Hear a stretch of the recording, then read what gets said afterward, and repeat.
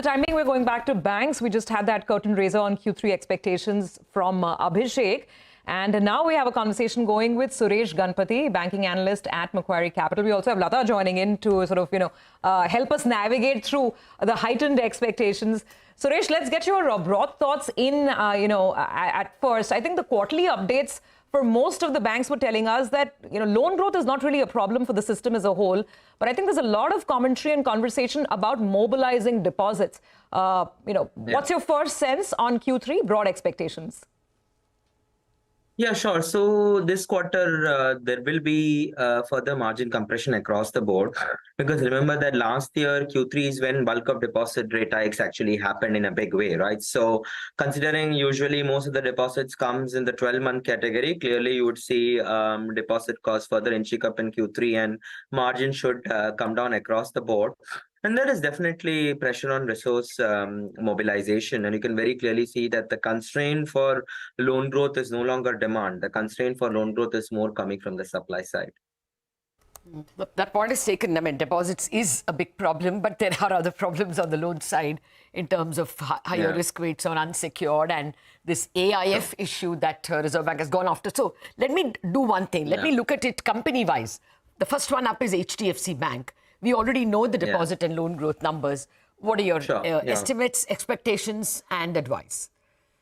Yeah, so it's going to be again another unfortunately tepid quarter because what everybody was expecting here is that the ICRR impact, which was felt in 2Q, could get reversed. So while it will get reversed in 3Q, but still there is some upward deposit repricing. So margins will not necessarily pick up, maybe slight downward bias going into 3Q.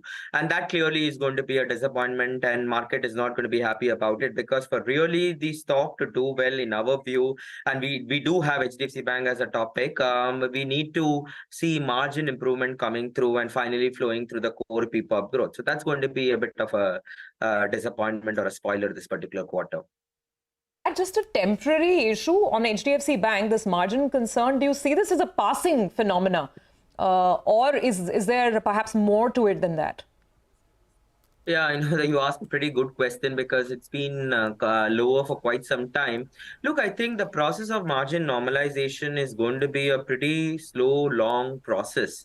So while, and there are pressures, as you know, on deposit mobilization across the board, and even more so, we have been talking about the fact that how CASA mobilization is becoming a big challenge, right? So the composition of deposits in general for the system itself is changing, and that is not any different for HDFC Bank, that you have to rely more on term deposits where you're paying higher.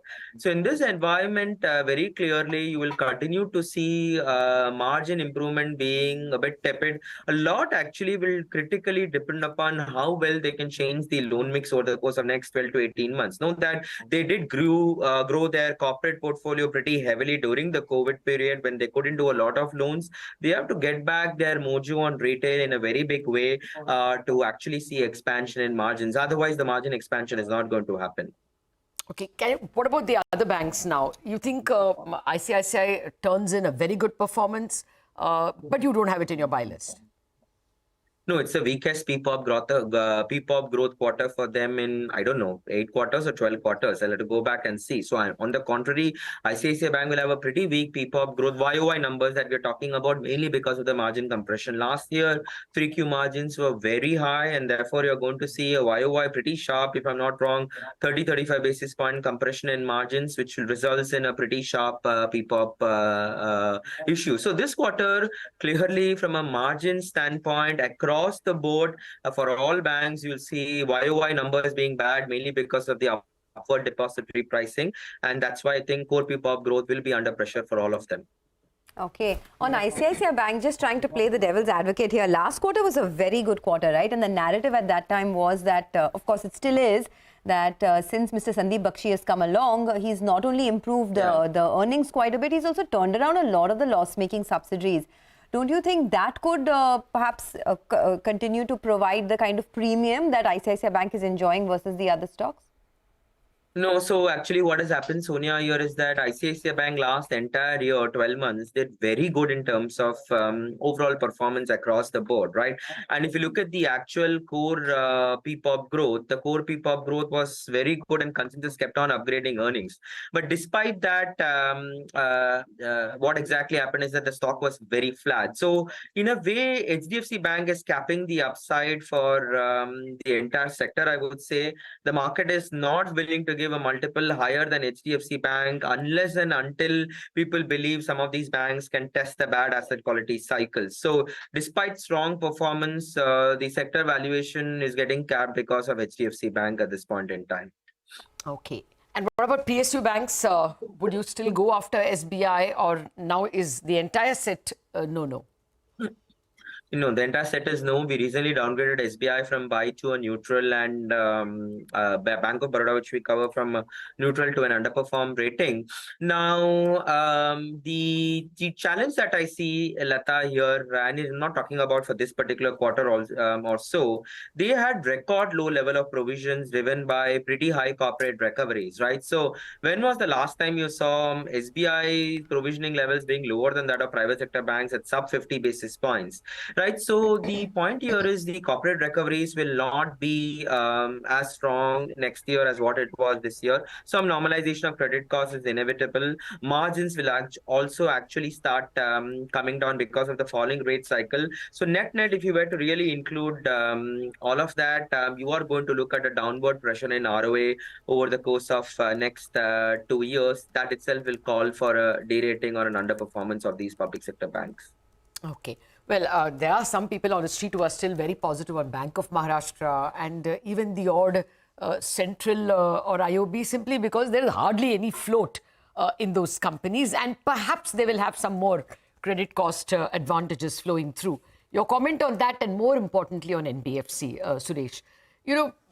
One was expecting that the money that will come from banks is going to fall because of the higher risk weight. But did you see the numbers that were announced by the Reserve Bank? The fall is only 1 percentage point. They were growing at 23%. I think now the last number was 22%. So, I mean, do they still have one good quarter, the NBFCs? No. So, Lata, see, you have to understand, for example, BAF reported a pretty strong loan growth number, right? Because this quarter was the best festive season seen in the last, the last 4 years or 5 years, right? So, if that indeed is going to be the case, that is there in the numbers. The RBI regulations came somewhere in November, between, mid-November. right? So, mid-November. By that time, the festive season had already gone through, right? So, so the numbers are yet to reflect, the RBI actions is yet to get reflected in the numbers. So that will start getting reflected with a lag. Now, what has happened here is that the banks, as a first step, have not gone ahead and raised rates. As a first step, they have gone ahead and tried to curtail credit supply to the NBFCs, because the biggest problem that RBI has with banks is bank credit growth towards NBFCs. That's been running at 30%. So the first step is to bring down that. Now, that's a slow calibration which they will have to do. That will happen over the course of next 6 months. So if you're looking at an FY25 number, I would presume the decline in loan growth for NBFCs is going to be far higher than what one anticipates. So in my opinion, easily we can see a 300-400 basis points reduction, depending upon what NBFC are looking at with respect to the loan growth numbers when you're looking at FY25, predominantly because of the supply-related constraints coming from the banking system. See, the NBFCs borrow 50% from banks, right, without any exception. And if banks are going to cut credit because of the Reserve Bank of India pressure, you're going to see a pull down of credit growth in them. And what about margins? No, one more. Fintechs. Where are we on fintechs? Paytm, PB Fintech? So it's a double whammy effect, right? Banks don't want to lend to NBFCs, and NBFCs cannot lend to the fintechs because of the fact that, the credit risk has gone, for the risk weights have gone up for them, and there is a greater issue with respect to the smaller ticket size segment. So the compounding effect on fintechs is going to be the highest, right? Okay. We are unfortunately out of time. Suresh, will invite you again for perhaps insurance companies and when the big results come out. Thank you very much for joining us. So there you are. The start of the earnings season, bank earnings season from HDFC is not going to be gung-ho. It just reminds me of the time when depositors had a choice. They could park money tax efficiently in debt mutual funds. That's taken away. Now you're going back to banks, and then therefore you have to, banks have to pay higher for all those FDs where we're going back and parking our money. So it's a double whammy, I guess. The banks have to pay more for FDs because the Reserve Bank has tightened money supply in the banking system, and the government is not spending. The money is sitting with the government. So perhaps the worst is over in terms of deposit cost, but it's certainly not falling. Okay.